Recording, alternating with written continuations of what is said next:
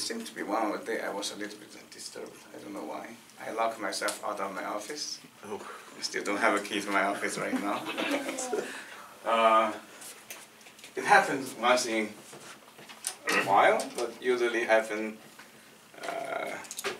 It never happened during my teaching day, because usually when I'm teaching, I'm much more conscious than regular days. You just don't think, you just close the door. So you call maintenance? No, I haven't been able to, because when I discovered I'm 10 minutes away from class. So oh, gotcha. They need at least 20 minutes to come. So once class is over, I figured out. And but I guess I was a little bit more disturbed. Is so in my life I only had one car accident. That is actually on Vermont, and because I had this belief that if you go on your own lane. You never need to switch lane. Essentially, you will not have accident. Except that day, when a car smoked out a parking plaza, small plaza, and just choose cross Vermont, and I basically T-boned that car. Totally not my problem, but but it costs you multiple days to figure this thing out. And this morning, exactly similar thing repeated. Oh, no. So, which means people really smoke out that plaza. This is on the 4th Street of Vermont. And almost, actually I didn't even see the car. I saw the car to my right began to brake. At least I saw the car to my right to brake. I said, there must be reason to brake, so let me to brake too. So the moment I knew it was a car smoked out, just crossed both of us. Maybe that's the reason why I locked myself out of my office. So this next class, we have one single objective that eventually is to prove that every NP problem has some versions of zero knowledge proof. Right? So this will close out essentially what I call classical presentations of cryptography, both in communication, information sharing, and computation. Right. So zero knowledge proof is really, I feel, is a breakout moment for security to go beyond just communication. Okay. So the basic premises of zero knowledge proof is the following: that imagine there's a famous mathematical conjecture. In the last many years, a few of the milestones was proven, right? Including Fermat's last theorem, including often referred as Poincare conjecture on geometry. And one of the remarkable conjecture has so far never been proven, is related with crypto, is Riemann's hypothesis. Okay. I'm not going to overly define what Riemann hypothesis is. It's related with distribution of prime numbers. The following is part of result of Gary Miller. So this in 70s it was known, but eventually Gary's statement didn't need this hypothesis anymore. So Miller at that time proved that if Riemann hypothesis is true, then testing of prime is in polynomial time. So it's one of the first time people pin this, few hundred years old hypothesis to algorithmic consequence. If Riemann hypothesis is true, then testing prime is NP. But then suppose someone indeed came up with the proof. Over the years, many people claim proof. Eventually, it was all shut down so far.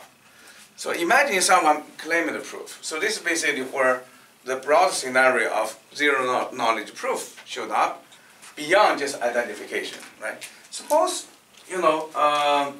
let's say Ed proved it, like Riemann hypothesis. And because he's currently a student, not established mathematician in the so-called elite world, then he had to convince the world that he proved it, right? So he's facing certain dangers. That is, if he finds some channel to discuss this, then people make scrupulous with them. It's just too huge, right? So can he trust all the professors at USC to say, let me talk to you that I prove a Riemann hypothesis. Here is my proof, right? And imagine someone actually understood the proof, take a very good memory of the proof. The next day, he said, okay, I will think about it, and just take a week. Then after I certify all your steps, then you can announce it. So this way, we'll save you embarrassment in case it's wrong, right? So as a good student, I went through that, and shortly before the professor just about to tell him, man, your proof is brilliant, it's right. He or she may just announce it, say, I just proved Riemann hypothesis. Horrible, but it can be done, right? You can totally envision, and actually in the academic world, there's multiple instances people claim indeed they share ideas, and the other person just published it. Right? So in some sense, zero knowledge proof schematically is trying to prevent such thing happening. Right? Because in the language of NP, having a proof to a mathematical statement is almost like finding a solution to an NP problem. Right? Remember we said it's easier to verify, hard to discover. Right? This is profoundly the natures of NP computation. Right? It's easier with somebody else to find evidence about whether you're in the language. Right? It's called witness. But it's harder to identify a witness. Right? So this is just like a mathematical statement. Why it is still a popular field? Many people work on it. In part because when you get the correct result, in short time you can convince the world you're right. Right? Because people can verify your proof. But on the other hand, it is a creative process to come up with a proof. Right? So that's why in light of, you just proved the Riemann hypothesis, you have to be cautious, not just talk to somebody else who is verify your proof next day, because you can't dispute it anymore, right? Because you go there, you said, I told him. Then the professor, I'm an elite mathematician. What do you mean you told me? I have been thinking about all this since my grad school, right? So zero knowledge proof essentially is a schema that, so when I claim I got proof of a Riemann hypothesis, right? He came to our office, suppose I'm the expert of number theoreticians in USC. He will say, I proved Riemann hypothesis. I said, really? You have real proof? He said, yes. So then basically we engage in these communications, right? And so he will say something, I will ask something, he will say something. So this is basically the interactive proof. Right? The interactive proof between a prover and a verifier. Because he has the proof, I just need to make sure he's correct. Right? And after the long discussions, I will raise my hand to say, gosh, I think with exceptionally high probability you proved Riemann hypothesis. You can see the statement is not, I'm 100% sure you proved Riemann hypothesis. This is only modification of what I call the sense of completeness, right? And then basically, Eddie can go through this process very happily next day to announce to the world, I proved Riemann hypothesis. But suppose in between, I really think this is just a huge thing. I can't let this go. I have to break my own integrity. I just announced I proved Riemann hypothesis, right? Because thinking that I'm holding this conversation with him, right? And zero knowledge proof essentially says that the whole communication between he and I has no information on how the proof is done. Okay? Because it's a communication that I can actually create without even talking to him. Right? So this is basically this whole premises of simulators and the communication tapes. Right?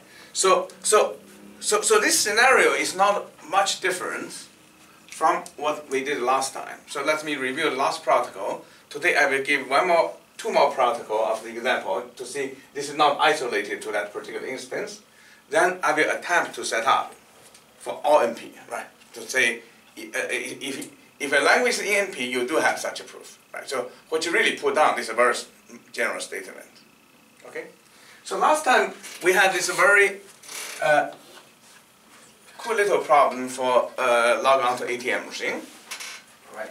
So we said that imagine you have a number which A equal to PQ, and which you divide the space into 4 parts, the quadratic residue and the pseudo-quadratic residue and the other 2 parts. Suppose I don't allow you to take numbers from the other 2 parts, right?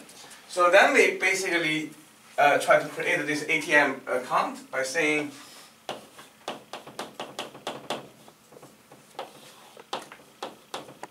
so in this ATM account we essentially take assign password as a random number when you square it, right? That is what we indicate as a passcode, right? So the passcode basically has 2 forms: a random number which is secret, and then there's a square. Let's say y is secret, a random number, and a code called x equal to y squared. Okay, so the user know the code, and the ATM machine together they know x. So this is how logging is done. You have this y, and this y happen to give x equal to y squared, and so this x is associated with the user's name. Right, so this is the picture, right?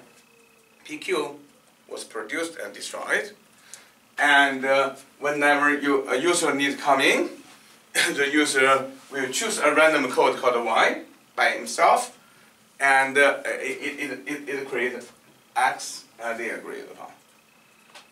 Right, so x equal to y squared. So whenever the person needs to log into ATM machine, it needs to prove to ATM machine it know the square root of x, which means it know a y whose square will give you x. Right? And in our traditional password case, the user just simply gave out y, and the machine just multiply and compare. Right? And this clearly is not zero knowledge. This almost like it gave me the proof. Right? The next day, I can go to another ATM machine, I can just punch in the y, and then I will be able to log in. Right? So this is where we did a zero knowledge proof in between. Right? So the zero knowledge proof in between goes through round. Right? Typically goes through some finite round.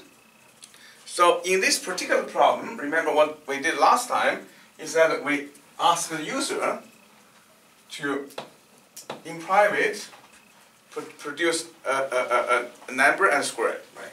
So it will produce a z and make w equal to z squared. So those are just all random numbers. These are all mod n, right? So the user just simply release w to the ATM machine. Instead of logging, they just type in this w. W, the only property is that it's a perfect square, according to the protocol, right? According to the protocol. And then the ATM machine, in private, flip a coin. You choose a coin between 0 and 1. And we said if it's a 0, it will be asking it to release z. Right? If it's 0, it's asking to release z. If it's a 1, it's asking to release w times square root of w times the square root of w times x, which is y times z. Right? So it will send out b. And then on this side of the computation, it will give a reply, which is equal to y to the b times z. Right? So this r will be punched through. Right? And then if r is equal to x to the b times w mod n, except R is not equal to. Right, so this is a little logging protocols involving perfect squares. Okay, that is we release a random number, and the challenge came in, and it gave an answer. Right. So in some sense, the user is basically supply somehow transformed questions. It was never asked the question, what is square root of x? Right? Because the moment you ask what's square root of x, then the secret is leaked. Right? Just like the moment I said, what is the proof of Riemann hypothesis? Then that question cannot be asked, because that will, if I only check what is proof of Riemann hypothesis, then clearly I'm going to get the proof. Right? So the main thing which played here is the following. So if you really look at this scenario, both persons from this moment on can all be polynomial time machine. Right? So both of them are polynomial time machine, because the user, once it has a secret, all the afterward computation is all in polynomial time. Right? Because it takes polynomial time to produce a random number, it takes polynomial time to multiply it, and it takes polynomial to generate the bits, and this side it takes polynomial time to compute and multiply, and this time it takes polynomial time to verify. Right? So you can see throughout this state, we somehow come back to the classical computational power, that both are closer to real people now. They are polynomial time machine. Right? So that's why this is a polynomial time protocol. And so this protocol, when we say it's a zero knowledge,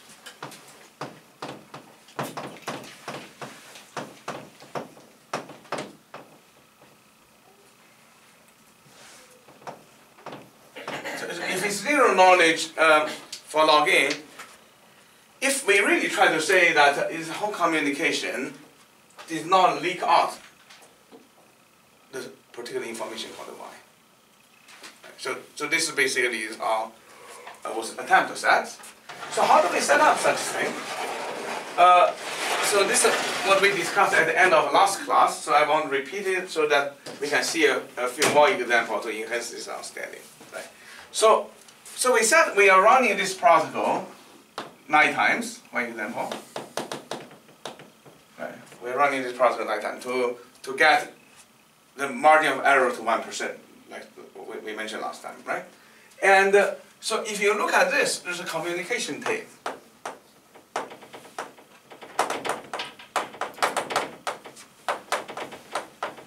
So this communication tape is just the record of the 9 conversations, episodes during the logging, right?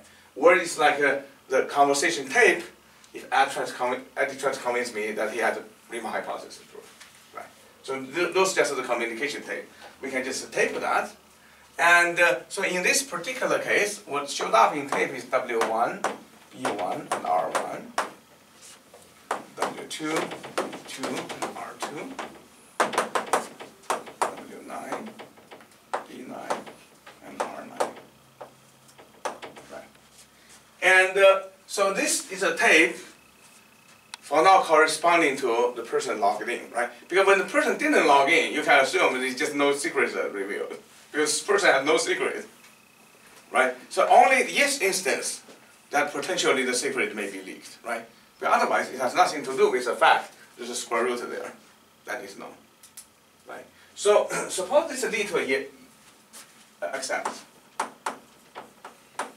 Suppose this leads to an accept, which means the person did log in, get $500 from the account. Then this has to be mean the following is true.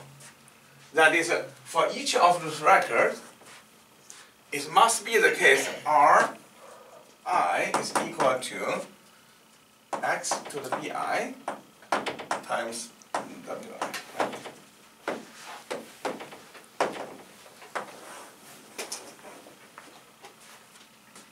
Right?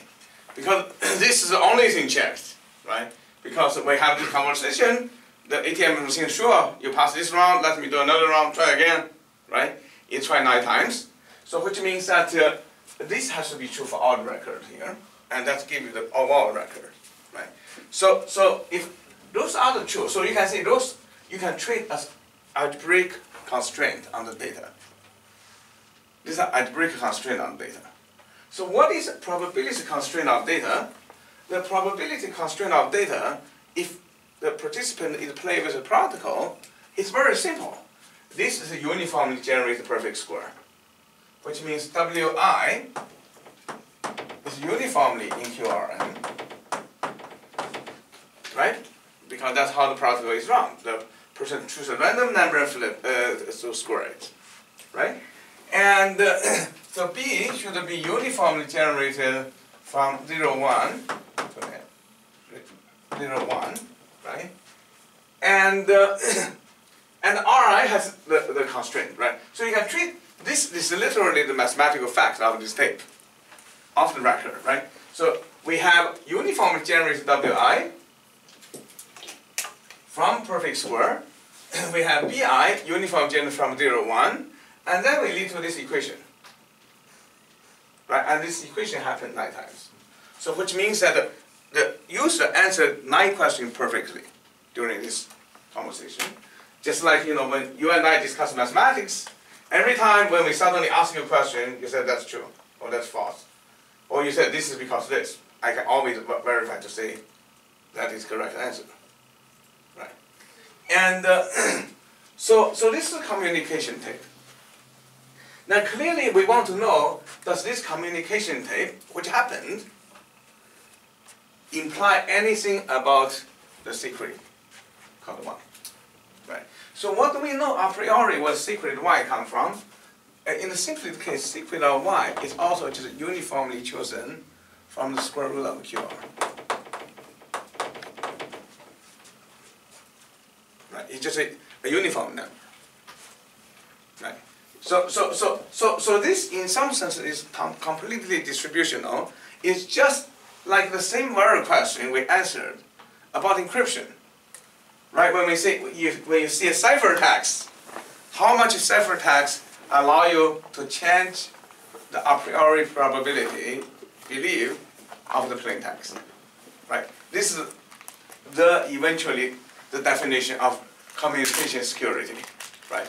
And this is nothing different but a communication. Right. Because before we treat communication as literally sending a plain text from one place to the other place. Right. But this is just another type of communication. This communication sends a single bit to the other side. What's the bit? I have the square root of x. Right? That is the bit. Right? So the whole communication technically is just an encryption of a single bit. Right? So this is the encryption perspective of a zero-knowledge proof. Right? The whole communication is I encrypt a single bit. And particularly, I encrypt the bit 1. I have the secret, right? So this literally is the encryption of bit 1. It said yes, I have the secret, right? So in order to encode the bit 1, I have this record produced. This record basically say I choose a number, it was challenged, I give a reply, it's true. I choose a number, it's challenged, I give a reply, it's true. I choose a number, challenge, give a reply is true, and so on, right? Until the last one I satisfy, the bank can only conclude that I'm being so good in trying to log in, I answer all the questions correctly, according to protocol, you have to let me log in, right? So this is nothing but encryption 1, right? So which means you know the encryption 1. And the main thing still about is that what is this ciphertext? That's a communication record, has anything to do with the secret in hand. Right? So you can really treat the Y as your plain text. Right? Y is your plain text, and 1 is what you want to communicate. You try to communicate, you have the Y whose square is equal to X. Right? You just try to communicate that bit. And this whole thing is just an interactive encryption. It's like interactive encryption, right? You use both the receiver and the sender, or the prover and verifier, try to encrypt this bit. And you want to make sure that after you encrypt this bit, nothing was leaked, right? And we actually have a language, nothing is leaked. It means this tape in distribution is independent of the distribution of Y, right? So the generic proof of zero knowledge proof went through a much more abstract proof. They basically said, okay, suppose you have this tape. Those are called authentic communications that you try to log onto a machine. And as I mentioned last time, I said, imagine that the teller of ATM machine suddenly lost this tape. And then when the company checking the teller to say, why did you give out $500? The teller has to produce the tape, right? And it turns out this tape is very convenient for the teller to reproduce or forge without actually participating in such communication. That is, supposing he tried to forge a tape,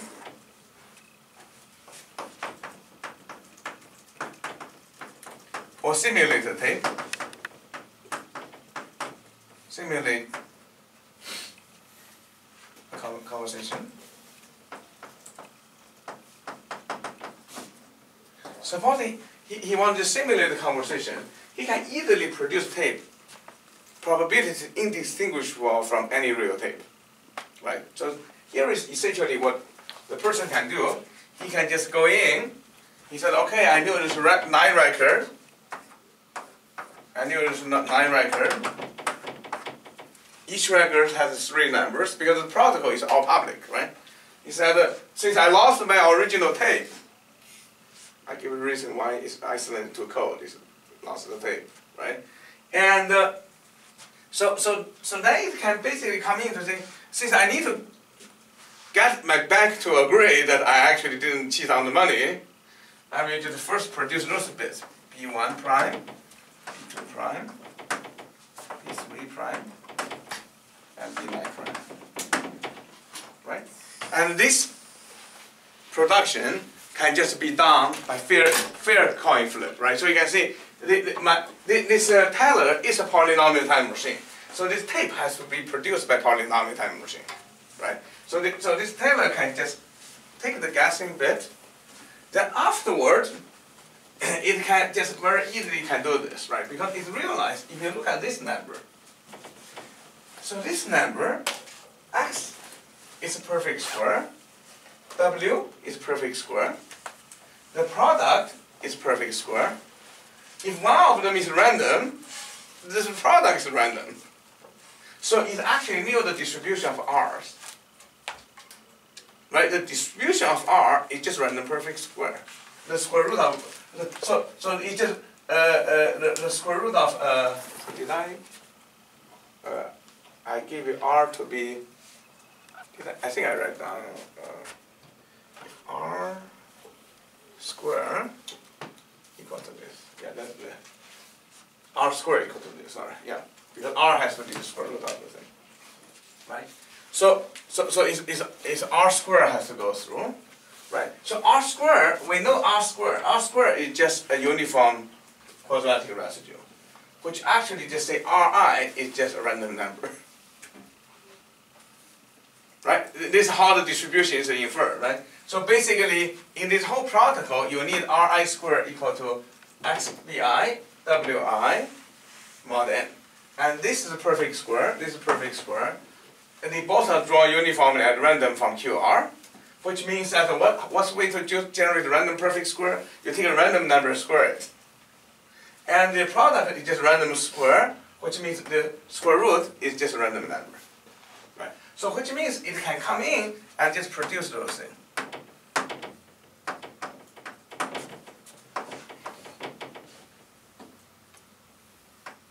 Right? So technically, this thing, if it reproduce, it can produce that one. But the teller can just produce this number simultaneously with the other number, because it's already having the BIs. Right? So all it needs to do, in this case, is that if pi is 0, it just generates a random number. It just generates a random number. So that's why if pi is equal to 0, it will just generate a random number w1 and take it to the square root r1. So it's generally random number and square it if pi is equal to 0. Right. If it gets correctly, then the name of game is just to make it consistent. Namely, this guy is square of this guy. That's trivial. You generate this first, you just square it. So this clearly is polynomial times doable. And if pi is equal to 1, for example, if I happen to flip a coin to be 1, then what it needs to have is a ri square is equal to x times w. I. So it needs this quantity. So it needs to generate one of these two numbers, because those are just random numbers. So which number is easier to generate? Because the whole thing, it doesn't have x. Right? So the whole thing is that you actually do not have x in this particular case. So which means in this particular case, if I produce, because I knew that x will be multiplied out, so I can generate ri square, and then I can compute wi is equal to ri square x inverse mod n. Right? So if I produce this thing, I can compute wi that to be consistent once I know the bit. Suppose I knew the bit is 1, right?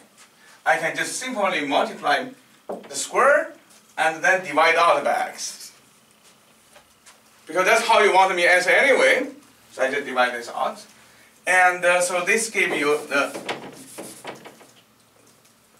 ri prime, r2 prime, so we can do this, r2, r2 prime.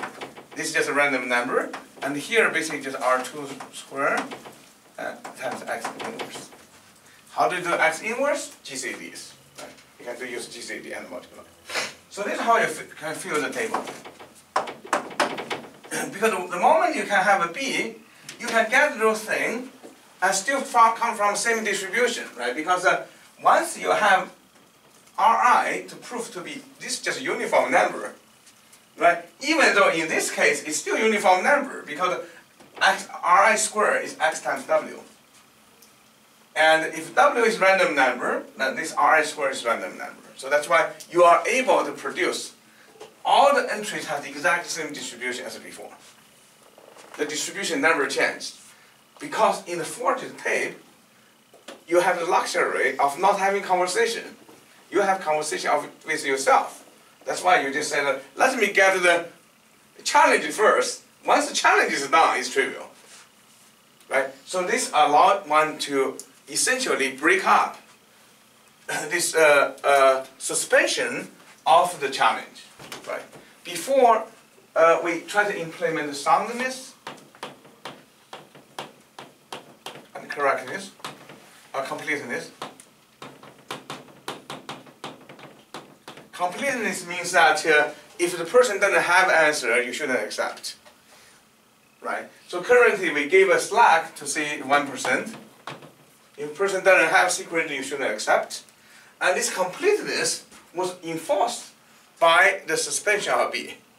Right? Because the person who's answering challenge doesn't know B. That's why it can only flip for it. Mathematically. That's why it can only do correctly half of the time, each round. So that's why after 9 rounds, you can get to the correctness is only 1 over 2 to the 9. Right? So this is where we roughly say is the precision we want to achieve. And but the moment I give you out the B, people can cheat. You can see, right? If the intention of the ATM is known, then it's very easy to play such a game. Right? And this game is free to play and has no information. Right?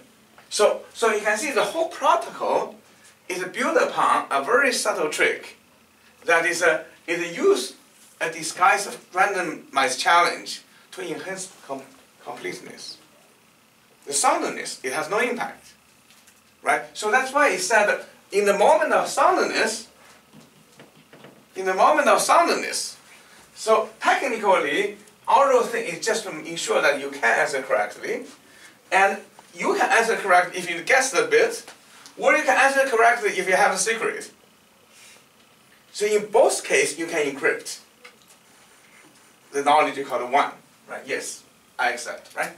So basically, in this case, either you can guess the intention or you can have the secret. In both cases, you can run this protocol exactly the same. And one thing remarkable is that those two records have exactly identical distribution, right? Because in all those cases, BI is chosen uniformly, RI is chosen to be a random number, and WI is matching one, right? So which means that all the data are really different. The dimension of data in each of records is just 2, it's not 3, right? Because we have a constraint to define the relationship, which means it's really a 2-dimensional data given in 3 dimensions, right? And this is only useful when the randomness is done on the challenger side to enforce completeness.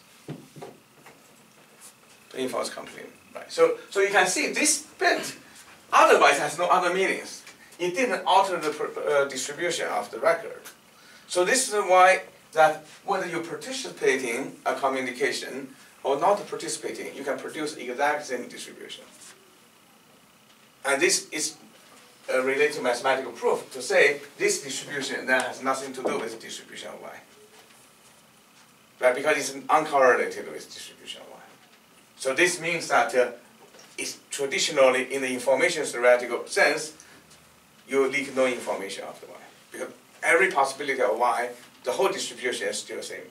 Just like in our old days of secret sharing, right? We said if you don't have enough secret, even though you get a lot of equations, and the secret can still have full spectrum of probability, right? You didn't pin down that, you didn't pin down anything to intersect with that probability space, right?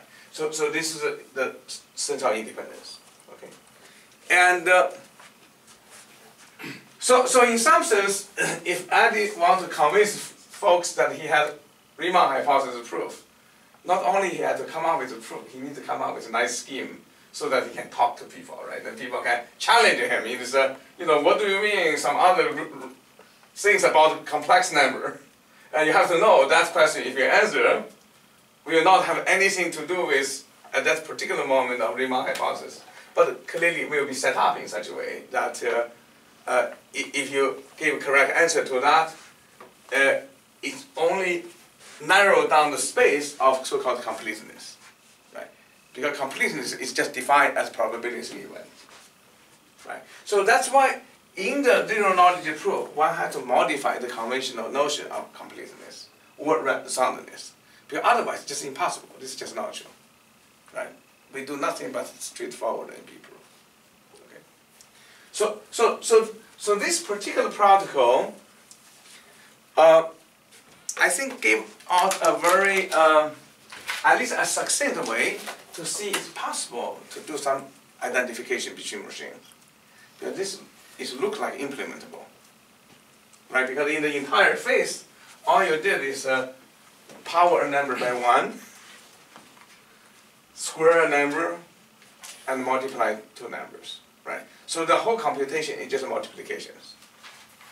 Other than GCD, then you have to deal with the inverse, right? But this GCD, when you deal with inverse, is only in the forward case, which you don't even care.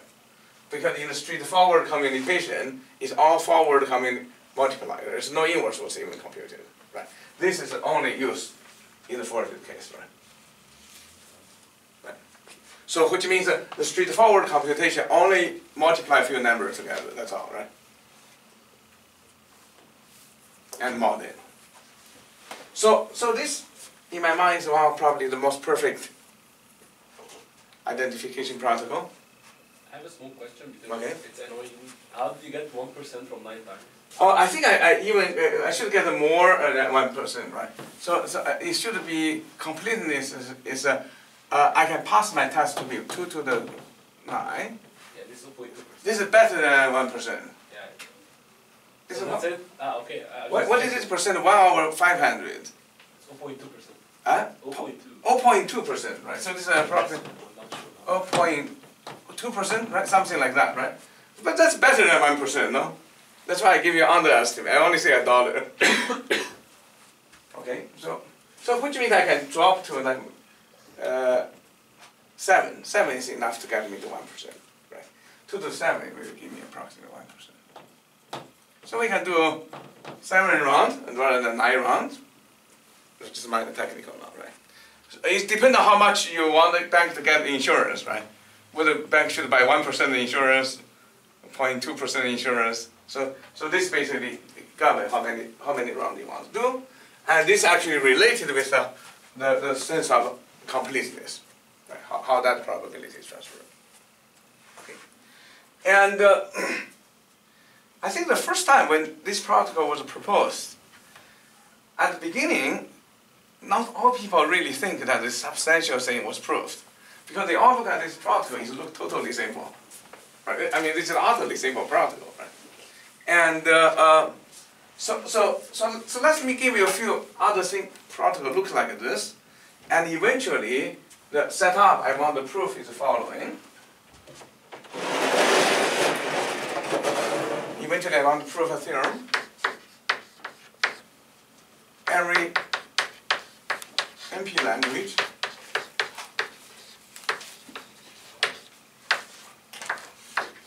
has a zero-knowledge proof.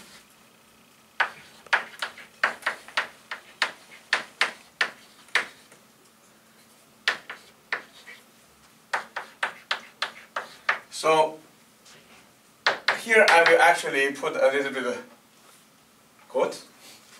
So there's a little bit of assumption now. That is, I have to either assume the soundness or completeness may under subject to a computational assumption. Under like NP is not equal to P or certain encryption scheme exists, like one-way function exists. Okay, so you can see the computational thing we're building. I will set you up to a very beautiful protocol to show you why you need this computational assumption. Later on, people can prove it's necessary. Okay.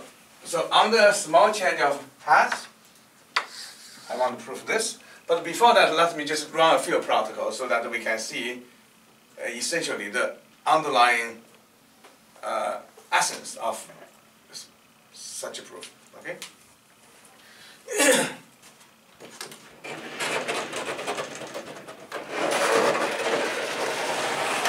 So the other one come out very beautifully of zero-knowledge proof, have this so-called perfect zero-knowledge proof.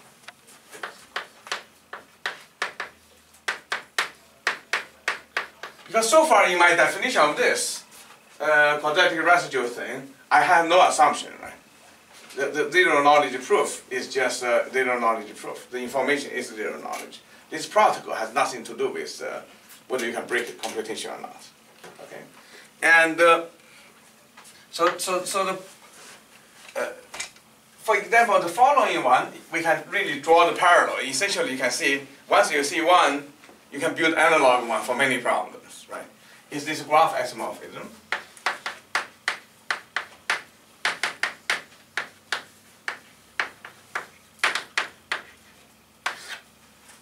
Right, graph isomorphism is I give you two graphs G0 and G1. I need to decide whether they're isomorphic to each other or not. So each graph basically is on the same vertex, but with a different edge set. And the graph isomorphic means that there exists a permutation pi that go from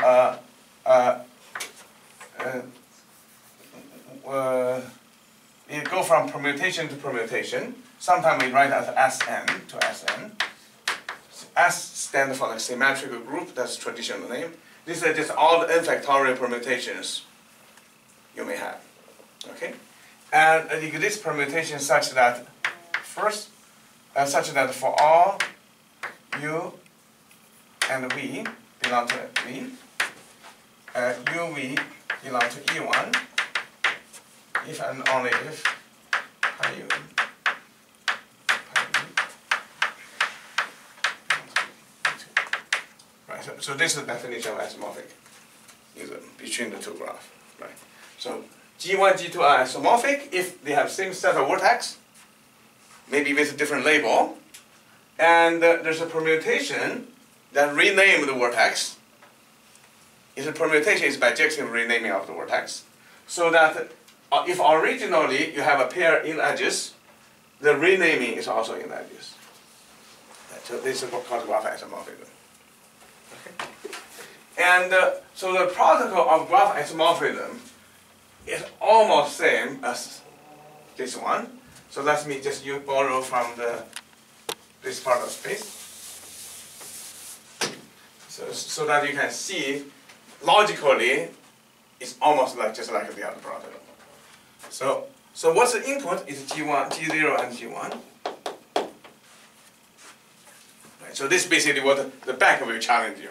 When you log on to your machine, they will show you two graphs. How do they show two graphs on the ATM machine? Not my problem. That's between machines, right? It is just a large record. You can talk about certain representation. So you can say this you can really not use for humans. The other one at least have some chance of human interface, right? Because it's just a number, right? It's just a number long enough. You just need to know long enough. But here, basically, a graph trivial to actually display to people what they are, right? Because we don't really respond to this linked list that well. Our algorithm didn't, not us, right? So, but let's still say that all those problems has the same nature of proof, okay? So my job is try to prove G0 is isomorphic to G1, and your job is to verify that and also learn that I have permutation, right? So the secret code here, the secret code is permutation. Right? So like before, the secret code is square root. In this particular case, secret code is just this permutation. That I have this particular permutation that satisfies this property. Right? Because if I have this permutation, if you just want me to show you in traditional language, I can just give you as a password. And you can just go in there to check by yourself, because this is polynomial time checkable. Right. Okay? So the protocol basically goes as following. So this is your permutation, which is secret. So clearly you don't want to give out this little secret, because that's your passcode. But you want the proof to verify you have this secret. You have the ability to map G0 to G1. That's all it needs, right? So the communication goes as following. You choose a random permutation.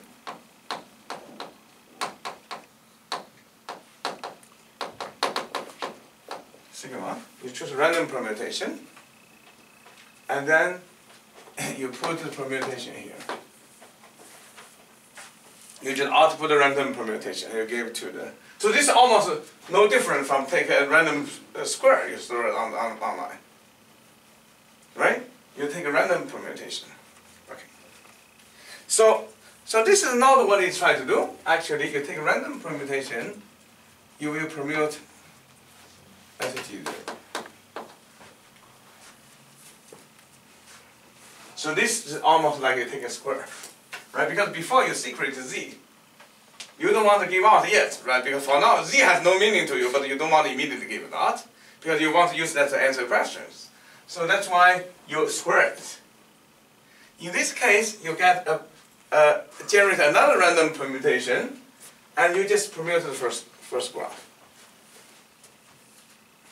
Okay? So later on, I will draw a diagram. You can see exactly where zero knowledge happened, and exactly where the completeness happened. Okay? So what the verify will do? It will generate a B.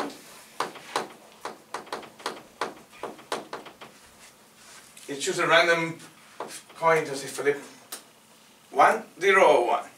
Right? So let me introduce the semantics of this thing. Right? So let me introduce the semantics of this thing. Right. So let me try to make sure I didn't mess it up.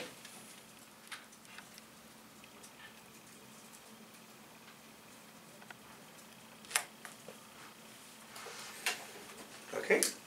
So it just asks you to give this, right? You give it 0 and B. Okay. So now the challenge is the following. If B is equal to 0, it wants to show a permutation from G0 to the graph you gave. Right? So let's call this graph H. Right. So if B is equal to 0, it wants you to prove G0 is isomorphic to H. If B is equal to 1, it wants you to prove G1 is isomorphic to H. Okay? So intuitively, the answer would be that if B equal to 1, so B equal to 0, I should just output sigma.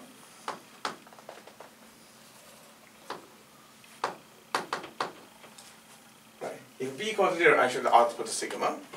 And B equal to 1,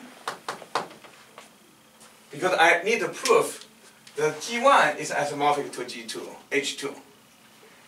Right? So I need to show a permutation from here to here. Right? So let me draw a little diagram to show this actually doable. So we have G0, it's pi, it can go to G1. Right? This is the old permutation, right? This is my secret code. G0 with pi, you can go to G1. And then you have H, so this comes in from sigma. So G0 with pi can go to G1, and G0 with H, with sigma you can go to H. So how do you go to G1 to H? Because this is just permutation from isomorphic, which means intuitively you should go to H like this. And this means that you have pi inverse, that's permutation, and you have sigma. So which means this is true in pi inverse and sigma. Right? If you run pi inverse against G1, this will give you G0, and then sigma will give you H. Right. So this is my arrow means. So if G is isomorphic with G1 by sending pi from G1 to G, and if G0 is also isomorphic to H by using sigma, then mathematically H is also isomorphic to G1. And the permutation is you're first using pi inverse to go here, and you use sigma to come here. That's why it's compositions, right? There's a composition of two permutations. And this is just another permutation. Okay? So in this case, if asked this, you just release sigma 0 pi inverse. Right, so let's call this to be my tau. This is my answer. So then how to verify it's doing? That if H is equal to tau of GE, except, how do I reject?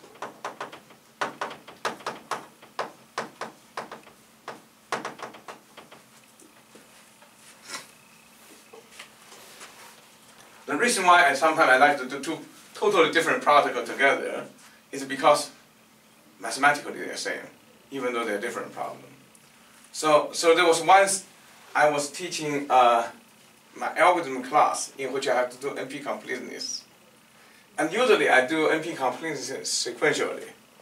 You know, I say 3 steps reducing to TSP, or 3 steps reducing to partition. And afterward, the student basically tell me, say, this is just so complicated because each reduction looks, there's conflict in logical encodings. And finally, for two times in a row, when I'm teaching that way, people say this block is so confusing because it's hard to keep track of so many different problems. And once I actually decide to do 4 NP completed problems, just all on the same board. So I did basically all of the first step, all of the second step. And for that year, the student just say, we really understand the reduction because you first encode 0, 1 logics, then you encode the clauses of the 3 sets, right? So when they saw the parallels, then suddenly they say the rest are just really individual to the problem. It didn't change the proof paradigm, right? So in this case, I just want you to think twice that these 2 protocols essentially is the same proof paradigm, right? The challenge is do the same thing, right? Just challenge against one of the 2 numbers. The challenge will ask you a confirmation with your random choice. This normally I call commitment. It wants you to make sure you commit correctly. Okay? Or it will challenge your connection with your claim. Right? It set up this claim. So this is basically like the if I want to talk about his Riemann hypothesis, he has to get all his claim parameterized. Namely, he can on the fly to create a transform of the claim. Right? Because this is a transform claim. I have square root of x become I have square root of x times w. Right? So it's a transform of the claim. So, well then the only thing can go wrong is w is not a perfect square. So that's why the one of the choice to say, prove to me w is a perfect square. Right? So that's why this coin is flipped to ask you either to prove w is perfect square or prove you have square root of x times w. Right? So this is how the completeness is enforced. To make sure, using a random choice to ask you not to make a mistake in the first claim. Right? So this is just like when you're trying to sell me matches, right? You said that all my matches are good. Right? If you go on a field trip, my matches is perfect. Once the fire come up, you can cook. Right? And so if I don't trust you, one way I can buy your matches basically is that I will shake up the matches and I will just lit up half of them. But suppose I only need half of matches. So I can go to a box and I can just randomly choose half of matches just lit up. If one of them didn't lit up, I said that your claim is wrong. Because you just said all your matches light up. I just find one didn't light up. Right? But this probability drive my confidence about the rest of the matches that they will light up. Right? Because if I have a large fraction of them not light up, my choice with high probability will hit them. Right? So you can see that the information and knowledge are separate. The confidence and knowledge are separate things. Right? So let's come back to look at this scenario of graph isomorphism. I claim I have this permutation. I never want to give you this permutation. This is my password. Right? So I set up myself in these transform mathematical questions. I said, since I claim this are the two, if I give you an isomorphic graph against the first graph, it has to be isomorphic against the second one. Right? I cannot set up such a thing is no longer isomorphic against the second one. Right? So which means that if I have this little knowledge of pi, I have both of this permutation in my head. But if I give you both, you're able to derive my pi. That's why I only agree to give you one of the two. I never agree to give you both. Right? Because if I give you the both, you can easily compute the pi inverse. Right? You just multiply this by sigma inverse, and inverse the thing, will give you pi. Right? So just like here, right? I have the square root of w, I have the square root of x. but I don't want to give you the square root of x. So which means that I set up the case to be, I have this x here, and I have this w here, right? Then I set up the case of w times x. I'm willing to give you the square root of here, or I'm willing to give you square root of here. But I'm unwilling to give you both square roots, because then you know the square roots. So this triangle set up this relationship to say, if I happen to know the square root of here, I know both of those. And you can treat one is as a letting up match, and the other one is not letting up match, right? So this is basically the test. You want to make sure that I don't cheat on the, I have to show a consistent match. I have to put match on the table, right? Because imagine that you said, show me match. Then you said, okay, I will go there to decide just to light it up. Then I can hide on the table one set of good match, one set of bad match. If I knew you, I just give you a good match if you want to light up. Otherwise, I will sell you a bad one. That's what the cons do, right? Usually, they are really good. Actually, yesterday, one of my friends from UCLA is having his son turn 5. Oh, I haven't been to the Magic House for a long time. You know, this in Santa Monica on 4th Street, they have this Magic House. Is, I think, pretty impressive. I haven't been there for, I haven't seen a real life magic show after I left CMU, so that's 20-some years ago. And, they do these beautiful magic shows, right? And in enough time, I can feel like I'm close enough to spot it, right? Even my daughter will come out convinced. I said, who is the better magicians, me or them? Because when she was 2-year-old, I was very good in just look at the airplane. Then I can pull out Cheerios from airplane, and the kids are totally impressed. They lined up, whatever I say they do, then I get them Cheerios. Of course, they all come from my pocket, right? So which my daughter simply said, they are better because you can only do outside. You can only do outside. They can do inside. Right? It's quite impressive when people do the different tricks of the, yeah. So this is just, in some sense, a zero knowledge trick, right? Basically, I set up this logic. I want to give you an illusion that you are proved. Your confidence is an illusion, right? Your confidence is an illusion. But the reason you believe is that you flip these little coins. This is the only reason you believe in your illusion. Right? This is the only reason you believe in your illusion. Right? Just like, the one thing I never figured out how they did this card is that he had this card, he threw it to the audience, he asked 5 random audience. Then they pull out the card, then they need to memorize, they toss this deck of card to somebody else, then everybody try to memorize the card. And then the last one just threw the card on the stage. Then he basically said, you guys can keep on thinking about that number. Then he said, I have the number, right? I can only conclude they use cameras, but I don't know how they did it, right? And this is the same thing, right? Confidence is proof of confidence in illusion too, right? The only thing you believe is this randomness, right? And this randomness is independent of knowledge, right? So you think this randomness, somehow the answer give you knowledge.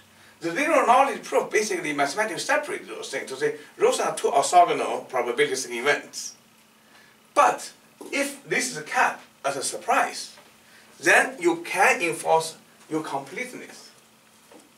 You can enforce your completeness, right? Because you can use randomness, almost like doing this match game, to make sure people has certain probabilistic penalty in mind, right? So then basically the prover and the verifier will agree with a stupid protocol that the prover actually never gave out the proof. Right? Because the proof, for example, here is that you claim G0 identical to G1. So then you just throw a random graph, right? So the only time I can pin you down is I ask you to show me all you both as isomorphic to random graph. Simultaneous. That's the only time I knew for sure. Right? So the only time, but the prover said I'm unwilling to give you this because otherwise I will leak my secret. Right? So randomization provides a little bit of trick on the probability, on the confidence. Right? Here basically we said if you're standing here and you have to commit H, so that's why this is called commitment. You have to put the match already on the table. Right? I will basically say I will half probability I will light it up. If it didn't light up, then the consequence means I reject your access, right? So in this case, if you think about this, if you don't know the isomorphism of between the two, or they're just not isomorphic to each other, then you have to guess the challenge before you put down this thing. Right? Because once you put it down, you don't have an answer to both possible questions now. Right? So you must guess before you put it down, right? And this, I think, just often the magician did, is somehow they collude the sequence of what happened, and then maybe with additional knowledge, they are able to set up one of this scenario, right? Give you perception, something happened. So here, it's straightforward for perception. That is, if you guess what is question, you can always answer it. And in some sense, in the simulator, they need this. Right, so this is very subtle, right? Remember, in the simulator, if the person couldn't generate, then they're dead, right? They can't. Then in order to produce the tape really means something, right? But in this case, if you have the coin, I can play this for a very long time. If you just asking me to give a random image of a second graph, I give you a random image of a second graph. If you give me the random image of first graph, I give you a random image of first graph. The only time is binding is that you give me an image first, then I ask you to show. This is where the completeness came from, right? In this triangular relationship, right? Because if these are not same, there's no way you can put down a graph consistently always. There's no way you can put down a graph consistently more than 50%. And this gave a logic for the completeness, right? Everything else is just traditional, right? So that's why usually if you look back, soundness is trivial to prove. Completeness came from a challenge, right? Came from a challenge. If you know my questions, you can always answer. You can always cheat. My question is cheatable. My challenge is cheatable if you know. But it's hard to cheat if you happen not to know. Which means if you need to commit earlier, then you must have a certain risk. That is your completeness. I have a question. So okay? How the completeness is the one that is 1% on the soundness? Yeah, soundness is totally correct. Because if you have to play, then if you have, you can continue to play, right? No. Soundness means that if you know the knowledge, you can log in. You can always get your money if you are who you claim to be. Completeness is if you are a wrong person, you only have a little chance to log in. But in the strict world, if you're a wrong person, you can't log in. Isn't it the opposite? Sound is that you, as not the person, you can never convince me that sound, right? I feel that's the opposite, no? Did I flip it? The sound is completely wrong? I don't know. I think that's how it's usually defined, no? So sound that... Completeness means that people cannot trick you to accept. No, soundness means cannot trick you. Huh? Completeness means if I'm... Okay, so I may have a chance to flip that thing. No, just like I often flip greater than equal to less than equal to. No, most probably I confused, but like... No. Let me see whether it's... soundness and completeness. Soundness and completeness.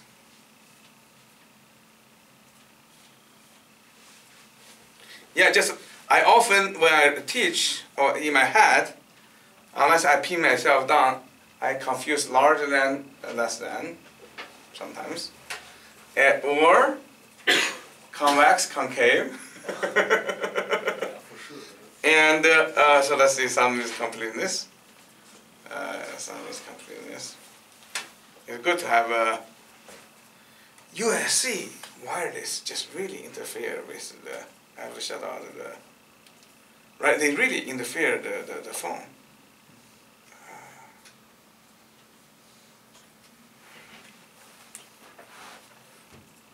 Okay, so now I can go here.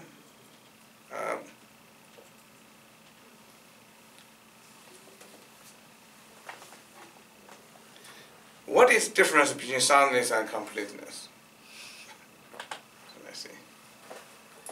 What is different from soundness and completeness?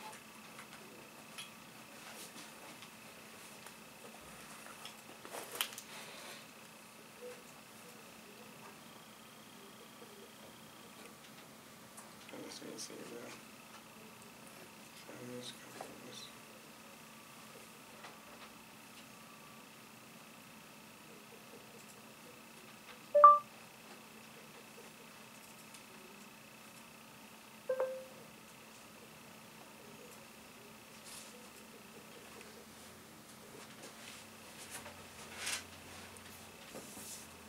I think you may be right. So let's see. So how I always remember it is. So what you mean? Right. I always in my head I always take the name and then take a negation out of the two. That's a convex function is always a concave function. So let's see. The converse soundness is the completeness.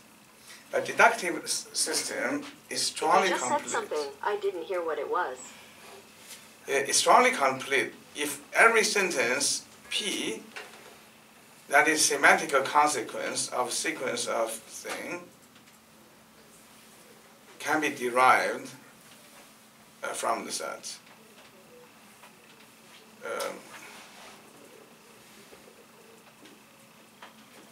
Right, so complete means that if you are correct, you can be proved. Always prove yourself. Okay. Which So, is here. so I flip my side. So we give up the completeness we did, and my 1% is really against soundness, which means that. So I stated it correctly, but I always use a round term. Okay. So completeness means that if I'm true, I can prove it. Soundness means that if it's not true, you have a hard time to convince me it's true. Okay, so you can only prove what is provable. You can only prove what is provable. That's what is stated. Okay, so thanks a lot. So this is one of my concave convex function moment. The concavity of true and false. So yeah, soundness means that if you are false, you have a hard time to be proved true. Because in the traditional sense, is you can only prove something is true. In the traditional, right? You can only prove something is true. So here basically means that with probability 1%, you can prove something false is true. With probability 1%, you can prove something false is true. So this is a 1% soundness, right? With 1% probability, you can prove something false is true. Good. Okay. So, so in this exchange, you can see that because the prover are unwilling to answer certain questions, that's why we use randomness to enforce the prover the consistency in the prover in answers. So this is why, for example, when you have two graphs that are isomorphic to each other, if you put the third graph, doesn't matter what you do, the prover can answer it. But it's only willing to offer one of the two answers, and by offer two, it will compromise the knowledge, right? So this is the difference between knowledge and confidence, okay? But on the other hand,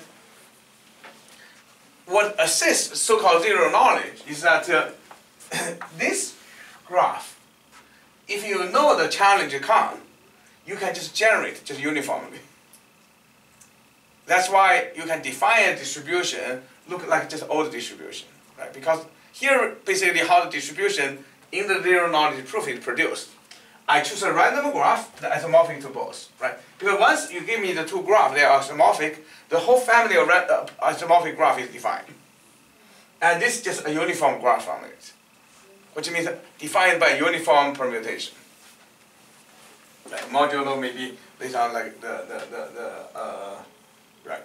So this this distribution is the one used in zero knowledge proof, that you produce a distribution that is uniform among the family that is isomorphic, right? Particularly against the first graph, in relation with the permutations, right? So each of those just come out from permutations. So namely, each permutation should have 1 over n factorial. Okay, and but if you know the gases, you can also produce this permutation, right? Because these two graphs are the same, the uniform permutation of G0 is the same as uniform permutation of G1. There's no difference. Particularly with respect to a fixed pi that leading G0 to G1. Right? So what you mean with respect to this pi, all those maps are 1-to-1 map, right? So which means that if I produce this graph in isolation, I do not need to know the answer. I can choose the same distribution. But if I know the challenge, I can answer one of the two questions. Right? So this means it's easier to fake a commitment to answer one of the two questions if you don't have knowledge, and they give you the same distribution. Right? So this is where the forged tape is produced here, right? So how do you produce a forged tape? You just go for flip coins, and then you just produce permutation directly from that graph. Right? And in this case, it's still uniform because you didn't alter the distribution of H. You didn't alter the distribution of H. So this is why that you can produce the communication tape just like this, with or without you participating in the protocol, which means that this tape as probability distribution is independent of the distribution of particular pi. Right? Because it's mathematically independent because you just produce the same distribution. Right? So this at least gave some kind of power of randomness, you can see in all those things, right? Because it's only two things allow us to play this: randomness and a small concession of soundness in this particular case. Okay? Any question up to here? So different problem, same protocol, right? This is the same protocol, right? So we are not able to prove the main theorem of the computation. Let me just at least attempt to set up one very basic protocol so that we can prove this theorem. Every NP language has a zero knowledge proof. Okay. Because usually the NP problem is not this clean. Here we have two problems, look different, but they have essentially the same structure. You can draw this triangle relationship. In general, NP problem is actually more complex than this. Right? So before I talk about this proof, which later on you will look, it's utterly simple. I mean, none of the proof today looks hard, but it reveals certain basics that our encryption function provides, right? Because I initially said when you look at the first one, this is just an encryption scheme of probability encryption in application, right? We said probability encryption actually gave rise of a perfect identification scheme, right? So let me conclude today's particularly related with the events of our country right now. Tomorrow they're going to vote. And the election is a beautiful crypto problem. Because just like communication, they share this kind of paradoxical burdens that everyone wants their vote to be private. Nobody wants somebody else can cheat. Right? So which means that we want to produce so-called verifiable proof that the election is properly tallied. Under condition nobody wants to give out their vote. Not trivial, right? If you deeply model this problem, this is what the election of two people is. That is, every one vote either 0 or 1. And you want to add up. If the summation is more than 50%, the first person wins. Otherwise, second person wins. Suppose in this very perfect election, everybody votes. And you want a strong condition that, you know, we need our president to be president for whole country, not the people who vote for him or her, right? That's basically the fundamental principle. One way to ensure that, often, is that you want to make sure that they actually don't know who voted yes or no.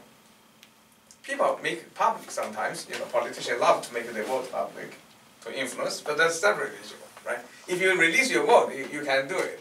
But for those who don't want to release their vote, you want to keep it secret, right?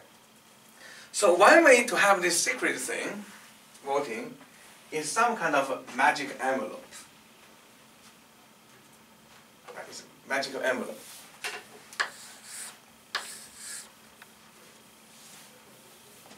And since we are in the binary voting right now, because we're in computer science, everything is binary, so our vote basically is either 0 or 1. So let me use VI. Our vote is either 0 or 1. Right? So here is a magic envelope. Eventually we prove this theorem. Let's just mention a few basic properties of the magic envelope. That is, you have this design this magic envelope, and then you have 0 and 1. So this magic envelope has this thing. I guess it just came out from Magic House, right? I have a lot of complete videos.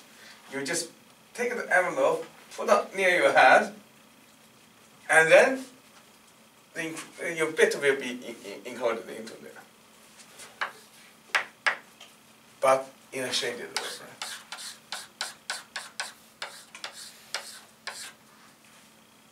So this envelope, once you have information going in, it should have two properties. One of the first property is concealing. It's conceal, L-E-A, right?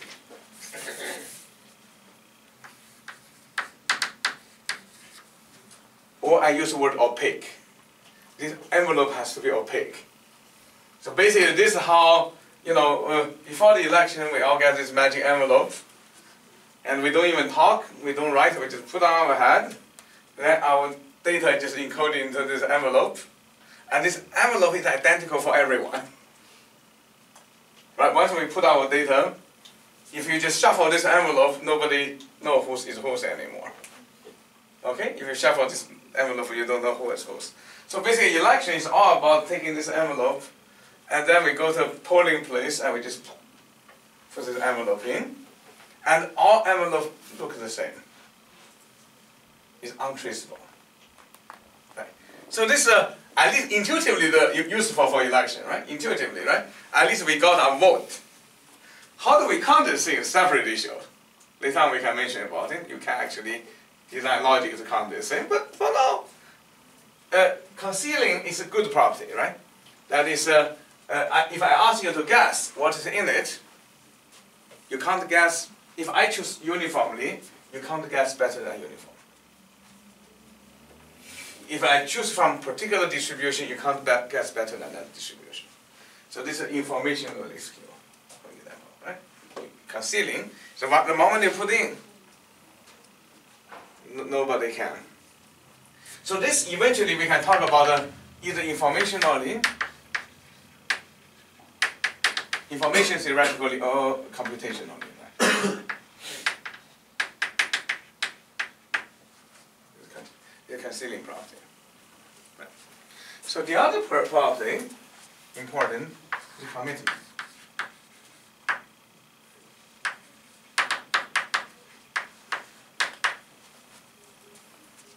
Right. Commitment, loosely say, is that no one can open an envelope in both ways. The envelope when you open are either 0 or 1s. There's no other magic hand to open an envelope on demand. Because that will be dangerous, right? That's clearly a threat to democracy, right? If some magic hand just goes to people's envelope and adaptively open them, that's a problem, right? I don't even want you to open it two-way. So basically, you can put stuff in, nobody can see, and suppose in this current, it's not in full-blown election now, I just want this simple envelope. You can put in your hat, it's embedded in, and you give it to me, I can look, I can cut, and I still don't see it, right? So then later on, I'm supposed to say, I go to court, the judge come in to say, Curtis, open it up, right? And that day you clearly decide if 1 or 0 it will be beneficial because you get more information, but you can only open one way.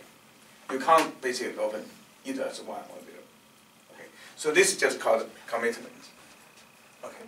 So in many ways, if you look at here, we commit something slightly broader than this, right? Because if you look at both of the problem, this is commitment. Right? I commit a random thing. Right? I committed a random thing. And so in some sense, here, this triangle which I draw, where's my triangle? It must be here. This triangle thing, once I commit, I can't, if I don't have pi, I can't open both ways. That is what we enforce. What is not more confused? Soundness. Our soundness came from the people don't know secret cannot open both ways. Right? People who don't know secret cannot open both ways. Right? So that's why they cannot answer the question properly. Okay. So commitment is loosely used in such a protocol, and commitment of digital secret is a profound primitive, if you really think about it. And this actually, if you look at the probability encryption, that is what is given to us. So what is probability encryption? We talk about these invisible inks. Invisible inks are the secret envelope, right? That you can write, and it's invisible. That's why when other people look at it, they can't see the content. But on the other hand, once you put down that invisible inks, somebody else can always open it up in only one way. Because you actually write something on it. Right? You actually write something on it. Right? So to a large degree, we have one of such envelope already. So let me just rewrite the envelope one more time. So remember last time we have the protocol probability encryption, we have n equal to pq. Again, we draw this picture.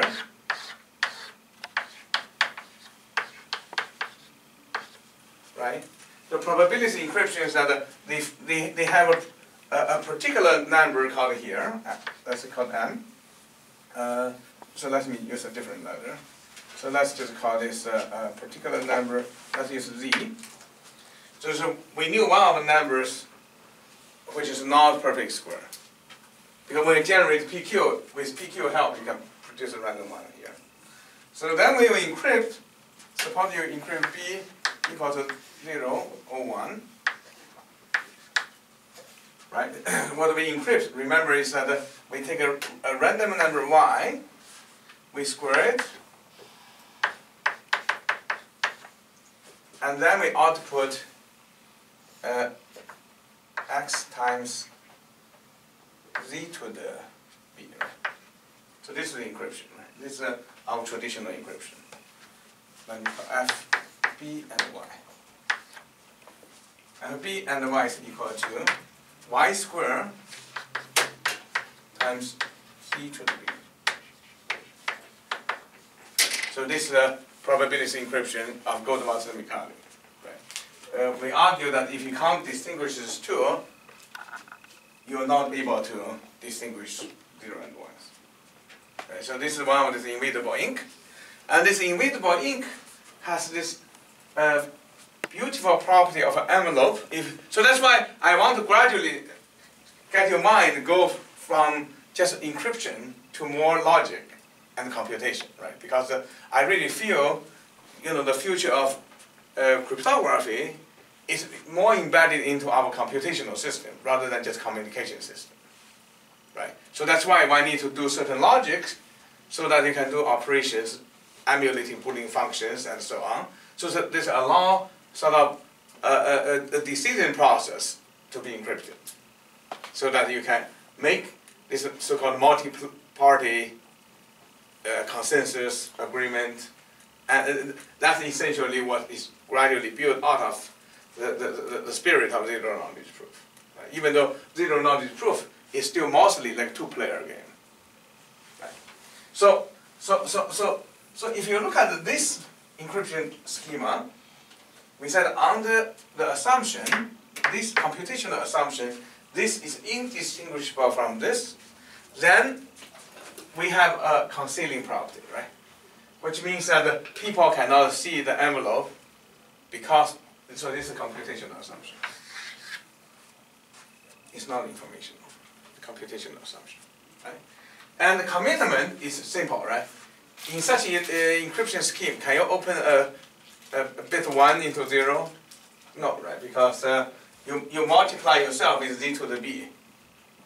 And for any 1, you get yourself into this domain. And for many 0, all the 0, you get yourself into this domain, right? So zeros are encoded in quadratic residue, and non-zeros, 1 is coded into the pseudo-quadratic residue, right? So which means mathematically, they're encoded into 2 different places. So this way, even though I call Y to be the secret of your key of your vote, so in some sense you can treat this almost like voting scheme. It's not in full blown. We try to do the election yet. I can give a hint unless some of you want to also make a presentation of those, then we back off, right?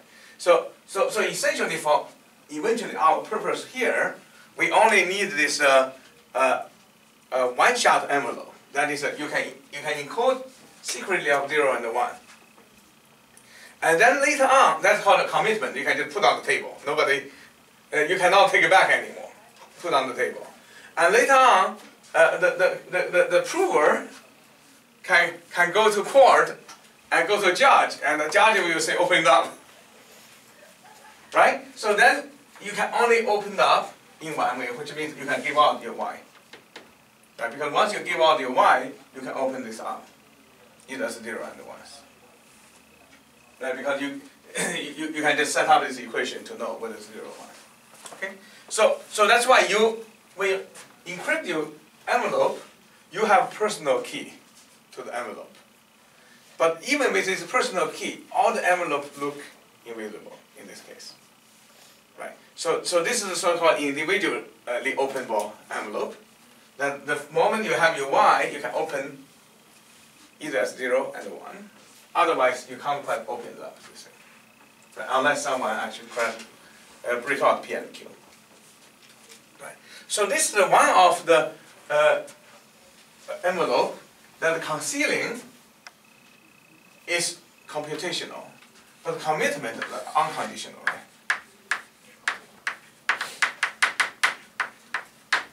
Commitment is unconditional. Namely, you just cannot flip a 1 into a 0 afterwards. Once you put in that envelope of 1, you put in 1. When you put in 0, you put in 0. You cannot flip. Okay. So this is one type of envelope.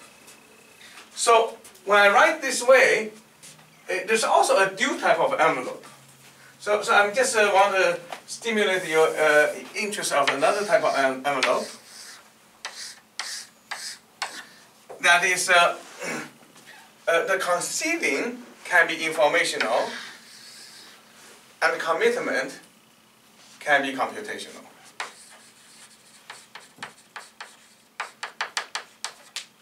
Such envelope can also be designed using the public key encryption of go-to-master economy. So you can actually define an envelope that is totally concealing. If you put in 0, 1 there, even though people break up the system, they cannot know you put in 0, 1 there. Okay? So how such a thing can exist? you can encode everything as zeros. If you encode everything as 0, if you break it up, can it tell whether you have 0 and 1? No. Right? Because everything is 0. Right? So if you encode everything into the same thing, then so you can say such a thing exists, concealing, right? Concealing means just this bit go in, people cannot open it up. But if you if you put in this envelope, you put everything into 0, then clearly you lose no information, right? But the commitment, you can ask you to open it up. Later on, when you go to court asks you to say, open it up. And if you're polynomial time machine, you cannot open up both ways.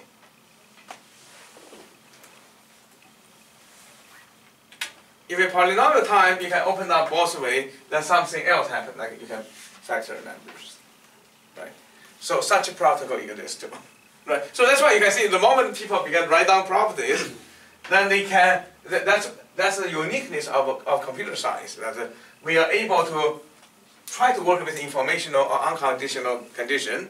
If we can't, we want to supplement with computational condition. But usually we have multiple properties. Some of those can be achieved unconditionally, some of them are achieved computationally. And the combination can go around. Right? So this offers us a sort of certain techniques to allow us to decide what is should be focused, right? So let me show you how to design this envelope. The other envelope is that instead of choosing Z from here, you're choosing a special Z belongs to QR, and that has a square root. So this square root was given as a knowledge. So basically, there's a Z which is given as a square root for the person. So the person can use that square root to play as if because when you ask them to open up, you want them open up either with Z or without Z, just like our identification schema. So they can only open with Z, they can't open the other way. Right? They can't open both directions. So that's basically partially implementable here. Okay. So in the book they have a very short discussion on this too. Okay. And so in the next class, essentially I will try to just formulate this proof to say that under condition we have such envelope, you can rewrite NP-complete proof in this interactive fashion, which is not as clean as here now. It's a little bit more messy than here, but still you're able to use the fact that the problem is in NP, that you are able to encode the entire proof with such envelope. So basically, you want to rewrite the proof inside as an envelope, and then people can go there, and the verifier all go there, just simply go to a particular part of proof, and to say open up. So that's actually just as simple as it is. Here, basically, we said opened up halfway, right? Because if you look at both of my problem here, I said opened up either against G1 or G0. Or opened up either against W or W times X. So this is a much massive opened up. That's why it's quite efficient here, right? With a few rounds, you can reduce the confidence in the soundness. I'm getting better now. Confidence in soundness into 1%. Okay? But for NP, usually the proof is much more complex. So which means that when Ed has his famous, what do you call, Riemann hypothesis. So what he's going to do, instead of doing it this way, he will write, first of all, he goes through home, he will write down his proof, then he will stick his proof into this type of envelope. So then he will come to my office to say, I have a proof of Riemann hypothesis. Here's envelope 1, envelope 2, envelope 3, and they all logically. He said, this thing satisfies this satisfies this satisfies this, and this encodes the proof of Riemann hypothesis. So then essentially my name of a game simple is to walk around and to see where he may cheat. Then I will go to a particular corner. I said, can you open those few envelopes? So this corresponds to a local mathematical statement.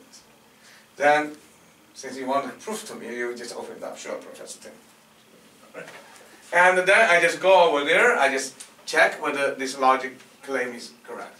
This is the following claim. Right. So then basically, you will go home. So now I said, okay, I'm a little bit convinced that you actually had a proof. But a little bit means that I only gained 0.001% more confidence. So the confidence is much harder to come by now. You have to stand there talking for a long time to convince me, right? So then I said, okay, I'm convinced this proof now. So let's try. Can you rewrite your proof? So he will re-put his proof into the envelope. Because every time when you put the proof in an envelope, you use different randomness. Do you see that this probability encryption has these wonderful things? You can encrypt 0, 1 in many ways. They're distributions, like quantum mechanics, right?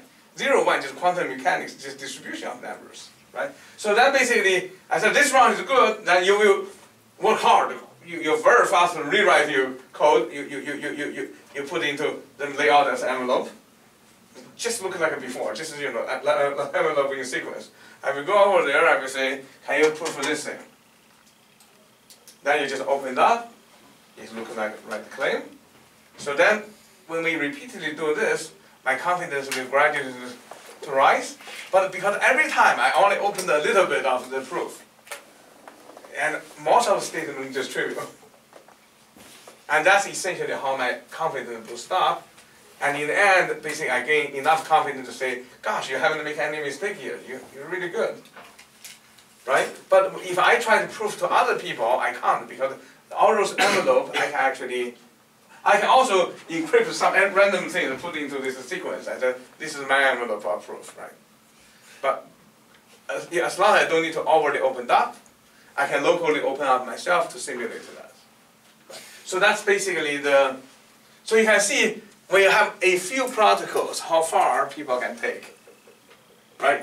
That's why one of particular instance of protocols, immediately people take all the way to the larger complexity cloud. So this allows you to actually design at least identification protocols with many different problems, right?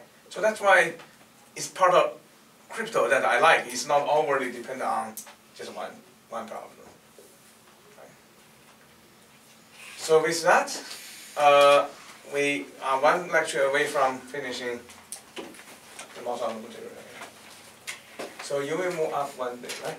And okay, so then all our schedule is fixed. So we only have one day that means your day at three talks. And when that day came, I will maybe talk to you guys a little bit to get the efficient speaker first. When you get the efficient speaker first, then you have more chance everyone has the right time.